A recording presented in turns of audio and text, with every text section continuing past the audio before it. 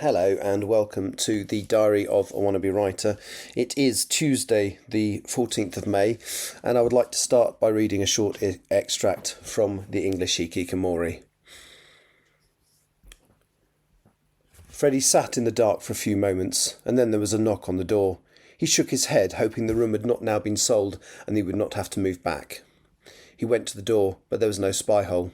He pulled his shorts back on and opened the door. It was Yuka. "I wanted to say good night," she said. "I saw the room number on your key." She held up a small box containing some cake. "I got this for you. Lamington Cake. Australian. Chocolate and coconut. Very good." She was in a dressing gown, he noticed. He took the cake box from her. "Thank you," he said. "You're most welcome," she said, stepping forward and giving him a hug, which he returned as much as he could with one handful. She felt tiny in his arms like a doll. She kissed him on the cheek and stepped back. Have a nice day tomorrow. Hope to eat with you again." She smiled, turned and walked away.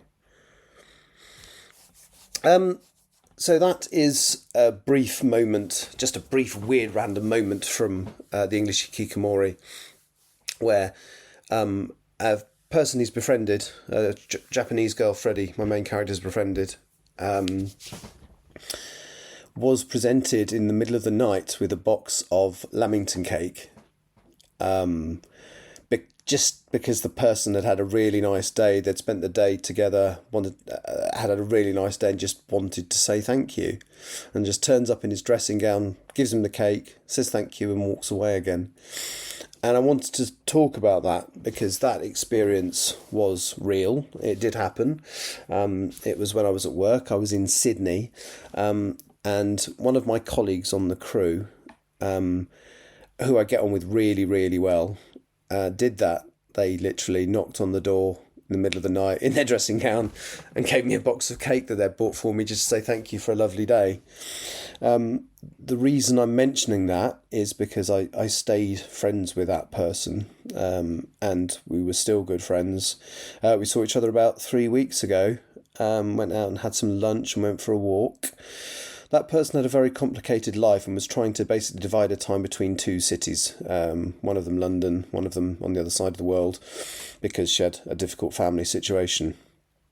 Unfortunately, I was informed yesterday by a mutual friend of ours that she died. She was having a very stressful time by the sounds of it, looking after or trying to look after and help things that were happening on the other side of the earth. And I'm told she had a stroke last week and had an enormous amount of brain damage to the point where she was not coming back at all. There was, she wasn't there anymore. And her family made the difficult but correct decision to turn off life support.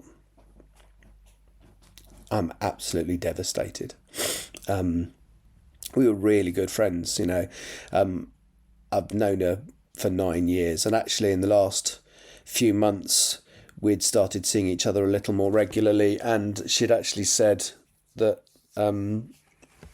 once all the family stuff was sorted and she was having to spend a lot less time in that other city, that we should maybe look into dating, which was lovely. I've liked her for a very long time, and so I'm absolutely devastated by this news. She was an absolute... I have to be careful because as much as I want to name her, there are people who don't know, people that work with her closely that don't know yet. So I kind of... and also I'm fairly confident there is almost zero overlap with work and this podcast. So... I don't think there's any danger of somebody finding out through this, but I would hate that to be the case, which is why I'm being so careful. I haven't mentioned the name, I haven't mentioned the other city, and I just, it was so strange because we have a mutual friend who took the time and effort to actually phone me to tell me. So rather than me find out by text message or on social media or whatever, although it hasn't hit social media yet, but it will. This mutual friend made the effort to phone me up and personally tell me, which, was horrible for her, but I am so grateful to her because it's not the kind of news you want to find out via social media, and also she has had a direct conversation with the person who relayed what happened to people here in the UK. So it's not like third-hand information as well, you know. It's such a shame because I literally last spoke to my friend on the phone about 2 weeks ago, probably less than that. So we have a system at work where we can bid to do flights, and we really wanted to do another trip together. We haven't done a trip together in such a long time. So we basically, I talked through how to put a bid in. So we both put a bid in for the same trip next month. I didn't get it, unfortunately. I didn't get the trip because I hadn't taken into consideration how many days off extra they needed to give me. Sorry. Because it's a part-time month for me and I have to have a minimum number of days off.